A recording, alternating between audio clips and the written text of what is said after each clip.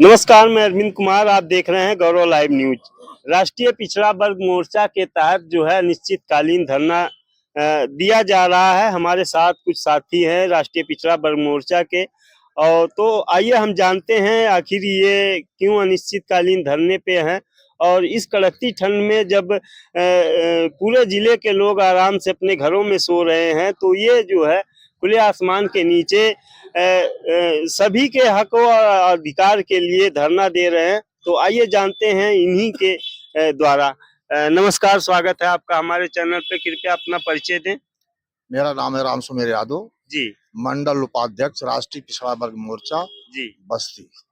तो किस वजह से आप यहाँ धरने पे बैठे हैं, क्या कारण रहा है? कारण यह है कि जितनी समस्याएं हैं आप देख रहे हैं, सब टोटल फर्जी आंकड़े सरकार कहती है। हमारे मोदी जी कहते हैं सबका साथ सबका विकास, जी। और उसका उल्टा काम हो रहा है। अब ये देख लीजिए, नंबर आपको बता दें, नंबर 1 पर है ये जनसंख्या। जनसंख्या घोटाला। जितने भी विकास योजनाएं हो रही हैं, हर पॉइंट पर अलग अलग विकास योजनाएं हैं। अब उन्हें बता दें, उसमें लिखा हुआ है 62 करोड़ से अधिक हमारे मोदी जी ने कृषि कार्ड बांट दिया है। 62 करोड़ से अधिक मात्र 8 साल में। 2 साल छोड़ दीजिए, उनका विज्ञापन है बाकायदे, मैं उसी पे लिख रहा हूँ। अब बताइए, 62 करोड़ ये कृषि कार्ड बांट दिया 8 साल में। 62 करोड़ कृषि कार्ड बांट दिए, और 62 करोड़ उनकी पत्नी होगी, औरत होगी उनकी सहायक, और 62 करोड़ लगभग उनके पास कोई न कोई बच्चा जरूर होगा। तो अब बताइए, 62 करोड़ में उसका 3 गुना कितना हो जाएगा? 168 करोड़ लगभग हो जाएगा। और जनसंख्या कितनी है? ये इसलिए बांट रहे हैं, ये फसल बीमा उस पे लागू है, कृषि कार्ड पे। जी। तो जितना शेयर है, एक आदमी पर 10,000 रुपया प्रीमियम है।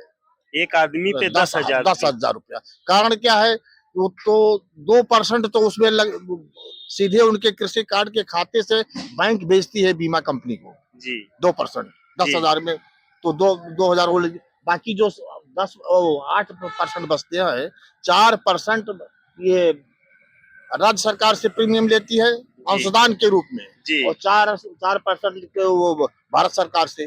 तो 10% इस तरीके से ले लेती है।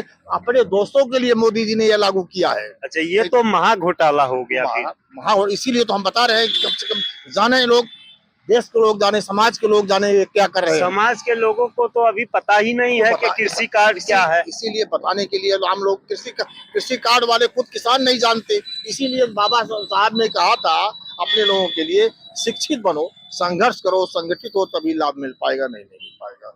जी।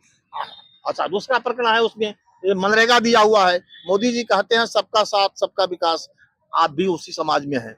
अब आप बताइए, मोदी जी, ये राज्य में लिखा हुआ है देश में लगभग एक समान मजदूरी दी जाएगी।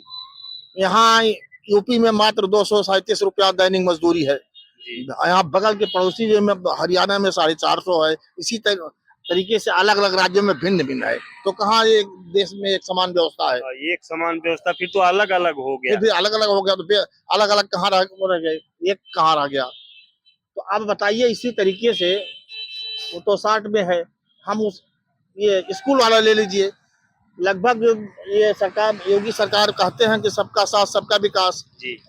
मनरेगा मजदूरी इसलिए उठाया गया है, लगभग 80% देश की संख्या गरीबी रेखा से नीचे जीवन यापन कर रही है। इसमें मनरेगा मजदूर हैं जो लगभग 90% भूमिहीन है, और दलित हैं, जिनके पास कुछ भी नहीं है, वही मजदूरी है। अब बताइए, मजदूर अगर हर गांव पंचायत में जो मनरेगा मजदूरों की संख्या है लगभग 200-300 हर गांव पंचायत में। तो अब वहाँ उनके लड़के बगल के स्कूल में, वो उसी गांव पंचायत में ही स्कूल खुला हुआ है। अगर ये स्कूल तोड़ने की व्यवस्था चल रही है कि ये 28,000 स्कूल तोड़ा जा रहा है। 28,000 स्कूल तोड़े जा रहे हैं। 28,000।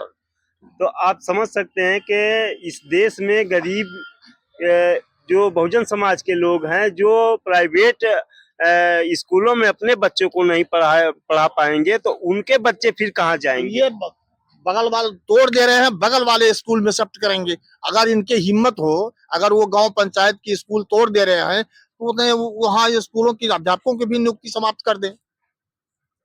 अगर वो 4 साल का 5 साल का बच्चा, जो सरकारी विद्यालय हैं वहाँ अध्यापकों की भारी कमी है। कमी है लेकिन तो फिर भी है कुछ, वहाँ अध्यापक पढ़ाता तो होगा। जी जी। वो तोड़ देंगे, बच्चे अलग जाएंगे, शिफ्ट हो जाएंगे। वो भी सब मास्टर तो तनख्वाह पाता है, बगल में शिफ्ट हो जाएगा। लेकिन अगर लड़का, छोटा लड़का, एक गांव पंचायत से दूसरे गांव पंचायत की दूरी कम से कम 2-3-4 किलोमीटर है। जी जी। 5 साल का आयु का बच्चा दर्जा 1 पे वो कहाँ जाएगा पढ़ने? किसके पाँच- सहारे जाएगा? किसके तो सहारे? ये कहते हैं ये शिक्षा का व्यवस्था है इनकी।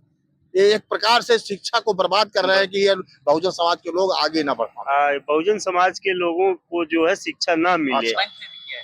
अच्छा आप देख लीजिए, अब यहाँ यूपी में है 230 रुपया मजदूरी है, अब 237 कर दिए है। जी। तो अब बताइए, अगर इसलिए मजदूरी बढ़ाने के लिए बात कर रहे हैं कि 500 रुपया दिया जाए, अगर यहाँ 230 रुपया गांव पंचायत वाले दे रहे हैं, 37 रुपया, जी। तो आप बताओ वो भी उधार रहता है। काम कर दीजिए, पैसा बजट आएगा तब ये भुगतान करेंगे, और सभी को दिया भी नहीं जा रहा है। अच्छा, ऐसा भी देखा गया है कि जो ग्राम पंचायत का मुखिया होता है वो तमाम फर्जी दस्तावेज बनाकर जो है मनरेगा मजदूरों को के नाम से खाते भरे जाते हैं। उनको लास्ट में जब मनरेगा की मजदूरी आती है तो उनको 500-200 रुपए दे के किनारे कर दिया जाता है। यही व्यवस्था चल रही है, कागजों पे चल रहा है मनरेगा मजदूरी। अब ये उदाहरण दे दीजिए कि यहाँ गौर ब्लॉक में पतिला गांव पंचायत है, खेत का समतलीकरण हुआ नहीं। वो आदमी एफिडेविट दे करके कह रहा है कि हमारे खेत में कोई काम नहीं हुआ, फिर भी अधिकारी बीडीओ और एडीओ और गांव पंचायत ने फर्जी पैसा निकाल लिया। योगी जी तो कहते हैं कि हमारे यहाँ पारदर्शिता बहुत है, पूरे देश में नंबर 1 पर उत्तर प्रदेश है। बेईमानी की पारदर्शिता है, ईमानदारी की पारदर्शिता नहीं है।